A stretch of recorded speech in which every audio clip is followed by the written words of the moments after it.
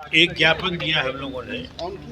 पहले ये बता दें कि आज के इस प्रतिनिधि मंडल में हमारे अलावा मैं था, श्री उदयनयन चौधरी राष्ट्रीय उपाध्यक्ष राजद, श्री अलख निरंजन उर्फ बीनू यादव राष्ट्रीय महासचिव, डॉक्टर तनवीर हसन प्रदेश उपाध्यक्ष राजद, श्री रणविजय साहू प्रदेश प्रधान महासचिव राजद स्व विधायक, श्री निरंजन राय पूर्व विधायक गायघाट मुजफ्फरपुर विधानसभा राजद, श्री रमेश गुप्ता जिलाध्यक्ष मुजफ्फरपुर जिला इकाई राजद और मोहम्मद एजाज अहमद हमारे प्रदेश प्रवक्ता है राजद के बिहार के।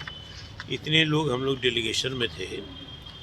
तो मामला था मुजफ्फरपुर में जो थाना प्रभारी ने हत्या कर दी थी 17 तारीख को मार्च में, तो उनके खिलाफ घर में प्रवेश करने का, मारपीट करने का, भैंस पर गोली चलाने का, तो सुसंगत धाराओं में एफआईआर नहीं हुआ था। अलबत्ता हत्या की जो धारा है उसमें उनको अभियुक्त बनाया गया था।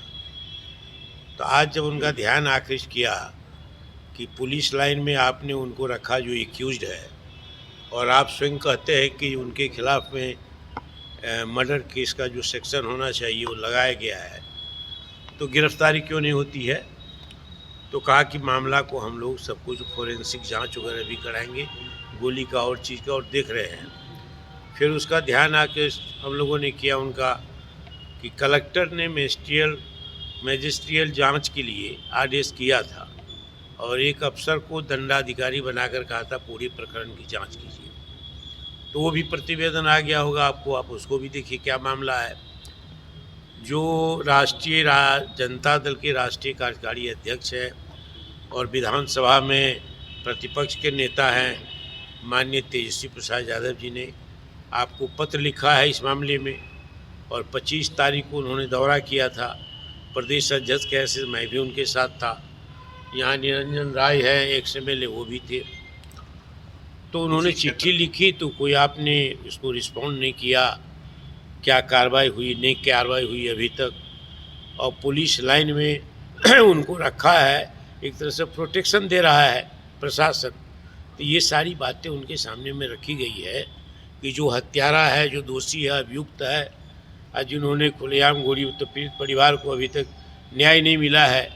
तेजस्वी जी ने जो पत्र लिखा उसके आधार पर भी कार्रवाई नहीं हुई है। तो कहा कि हम करेंगे, सारी चीज़ें हैं, न्याय होगा, न्याय करेंगे, उन्होंने आश्वासन दिया। और क्या कुछ बातें हुई? नहीं, इसी संबंध में बातें हुई है, जो सब लोगों ने अपनी अपनी बातें, एक ही बातें कही है कि हत्यारा दरोगा है, उसको गिरफ्तार किया जाए। मुआवजा की भी बात हुई है, वो तेजस्वी जी की चिट्ठी में है, और हम लोग ना पीड़ित परिवार को न्याय दिया जाए। तो कहा कि वो सारी बातें हैं जो अखबार में निकला, वो सारा कतरन उनके साथ लगा करके दिया है हम लोगों ने। तो यही बातें हुई है। बिहार में लॉ एंड ऑर्डर को लेकर कोई बात हुई? हाँ, बिहार में लॉ एंड ऑर्डर लेकर के भी चर्चा लोगों ने की है। जो हत्या हो रही, बलात्कार हो रहा है, मासूम लड़कियों की के साथ बलात्कार हो रहा है, तो उन्होंने भी कहा कि हम अपने स्तर से कार्रवाई किए हैं, बहुत लोगों के खिलाफ में कार्रवाई किए हैं और कार्रवाई होगी, उन्होंने कहा है। और सूखे नशा के कारण पूरा जनरेशन बर्बाद। हाँ, वही सब बताइए, जो बताइए। क्या बोले सूखा नशे को लेकर? हैं? तेजस्वी यादव सवाल उठा रहे हैं कि सेलेक्टेड नहीं इलेक्टेड चाहिए मुख्यमंत्री, उसको कैसे देखते हैं? सम्राट चौधरी को जो बनाया गया तो